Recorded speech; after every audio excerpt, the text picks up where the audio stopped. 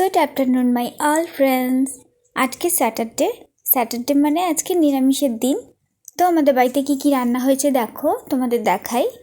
তো ফার্স্টেই দেখতে পাচ্ছ এখানে ভাত, তারপরে দেখতে পেলে ফুলকপি আলুর একটা তরকারি, এটা হচ্ছে শিম আলু ধনেপাতা আর টমেটো দিয়ে, এটাও একটা নিরামিষ তরকারি। এটা হচ্ছে লাল লাল করা আলু পোস্ত। আমাদের প্রত্যেক শনিবার দিনকে এই আলু পোস্তটা হবেই একদম। সাথে আছে অরহর ডাল, আর আছে অল্প করে একটু পালং শাকের ডালনা করা, মূলো আলু বেগুন দিয়ে অল্প করে পালং শাকের ডালনা।